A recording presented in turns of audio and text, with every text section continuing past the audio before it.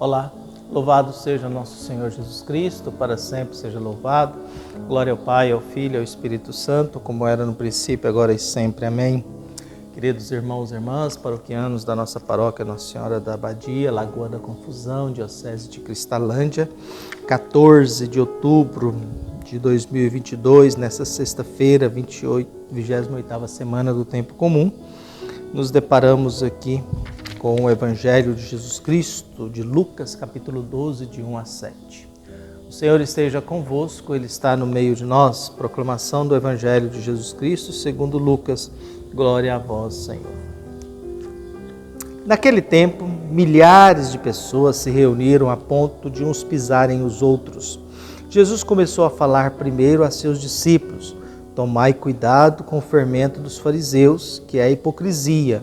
Não há nada de escondido que não venha a ser revelado, e não há nada de oculto que não venha a ser conhecido. Portanto, tudo o que tiverdes dito na escuridão será ouvido à luz do dia, e o que tiverdes pronunciado ao pé do ouvido, no quarto, será proclamado sobre os telhados. Pois bem, meus amigos, eu vos digo, não tenhais medo daqueles que matam o corpo, não podendo fazer mais do que isso. Vou mostrar-vos a quem deveis temer. Temei aquele que, depois de tirar a vida, tem o poder de lançar-vos no inferno. Sim, eu vos digo, a esse temei. Não se vendem 5 pardais por uma pequena quantia? No entanto, nenhum deles é esquecido por Deus.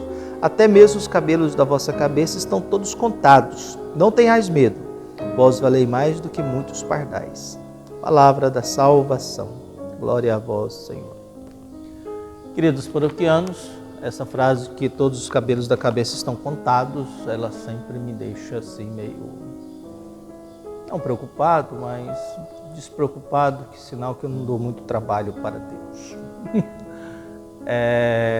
O Evangelho, Jesus continua as críticas, Jesus vai sendo, nessa caminhada até Jerusalém, Jesus vai fazendo as suas críticas e observações a um tipo de religião, a um tipo de comportamento, a um tipo de pessoas, ligadas a um grupo, fariseus, doutores da lei. O Evangelho de hoje, continuamos mergulhados nessa viagem, e agora nós temos uma multidão que segue Jesus. Essa multidão vai pisando nos outros, é uma multidão que vai caminhando com Jesus, mas Jesus não fala para essa multidão. Milhares de pessoas se reuniram a ponto de uns pisarem nos outros. Jesus começou a falar primeiro a seus discípulos. Então nós temos uma multidão, a gente sempre tem que separar isso na vida de Jesus. Temos uma multidão, toda multidão ela é muito perigosa. Toda multidão ela é perigosa. Toda multidão ela pode ser muito facilmente manipulável. Toda multidão ela pode se tornar uma boiada estourada, arrebenta tudo que tem pela frente. Então a multidão por isso que em primeiro lugar Jesus diz para os seus discípulos. No meio dessa multidão, primeiramente ele fala para quem está o seguindo. Discípulos de Jesus são seguidores, e aí entra no contexto do seguimento de Jesus. Caminhar com Jesus até Jerusalém significa seguir Jesus, ir nos passos de Jesus. Começar a agir como Jesus age, começar a viver como Jesus viveu. É a belíssima canção do Padre Zezinho, né? Amar como Jesus amou, viver como Jesus viveu, sentir o que Jesus sentiu, viu? E aí a gente vai, é isso que chama-se felicidade. Felicidade, viver segundo aquilo que Jesus viveu. Então, Jesus vai dizendo o que para os seus discípulos? Um alerta: tomai cuidado com o fermento dos fariseus, que é a hipocrisia. Fermento é algo que você joga numa realidade e essa realidade aumenta significativamente. Ele está dizendo que a hipocrisia é como um fermento. Os fariseus são hipócritas, que a gente viu ontem. Vocês matam os profetas, seus pais matam os profetas, vocês fazem túmulo e fazem festa com a fama deles.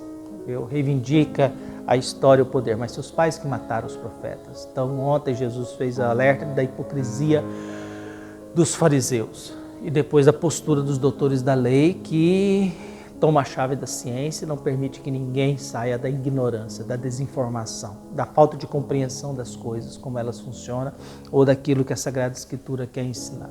Por isso Jesus vai dizendo, tomar cuidado com o fermento. A palavra é fermento jogada no meio de uma realidade que faz com que aquela realidade se transforme e aumente muito significativamente. E é nesse contexto que Jesus vai dizendo, e esse fermento chama-se hipocrisia. O que é hipocrisia? Hipocrisia é um ator, é alguém que vive algo que ele não é. O hipócrita é assim.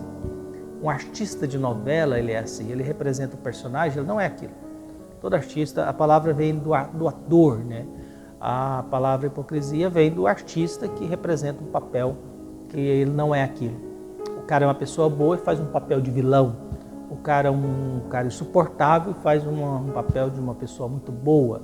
Então isso é hipocrisia. Os fariseus são hipócritas porque eles são falsos na sua conduta. Eles agem de uma forma extremamente diabólica, perversa, manipuladora, aproveita do povo, mantém o povo na ignorância, lucra com isso, viu? Cobra do povo aquilo que eles não fazem. E tudo isso em nome de Deus. Por isso Jesus já começa, cuidado com esse fermento. Essa hipocrisia joga no meio de vocês e isso aumenta muito. Depois, não há nada de escondido que não venha a ser revelado. Jesus não está falando de questões de intimidade. Jesus está falando de conduta ética, moral. Não há nada de conduta farisaica, a referência são os fariseus. Não há nada que esses fariseus estão fazendo que a gente não vai saber.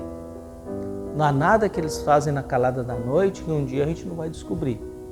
Porque é um modo de agir. Então, Jesus não está falando das intimidades humanas, das coisas muito íntimas, pessoal. Jesus está falando da conduta moral, porque a referência são os fariseus. Esses caras se comportam muito mal, esses doutores da lei se comportam muito mal, na calada da noite, fazem jogos.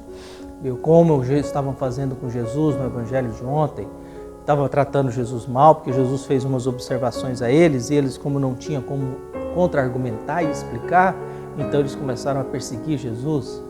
Diante de uma acusação, se você não consegue se defender, é porque ela é verdade. E às vezes a posição da pessoa acusada é eliminar quem está o acusando. Viu? E por isso que a estrutura judiciária protege tanto os juízes e advogados assim, porque eles precisam ser protegidos, porque senão o jogo inverte. Viu? Então o que nós temos? Jesus vai começando a falar isso. Você olha, esses fariseus, eles são hipócritas, mas a gente vai saber o que eles estão fazendo. Algum dia isso vai aparecer, viu? E nada que seja pronunciado ao pé do ouvido que será proclamado nos telhados. Pois bem, meus amigos, e aí ele chama os seus discípulos de amigos. Aí Jesus volta nessa intimidade com ele. Pois bem, meus amigos, eu vos digo, não tenhais medo daqueles que matam o corpo. E aí começam as perseguições, porque Jesus está sendo maltratado, perseguido, e Jesus orienta seus discípulos. O medo não é quem pode matar o corpo. O medo é aquele que, além de matar o corpo, te leva para o inferno. O corpo de Jesus, vão matar o corpo de Jesus, mas não vão colocar Jesus no inferno. Jesus desce à mansão dos mortos e depois ressuscita.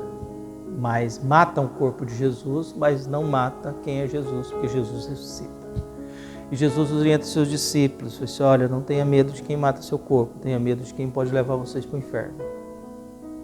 Para quem leva vocês para o inferno, isso vocês tenham medo. Quem mata só o corpo, não. Mas tenham medo de quem pode levar vocês para o inferno. Viu? A esse temei. Não se vendem 2 passarinhos por algumas moedas, e Deus sabe de tudo.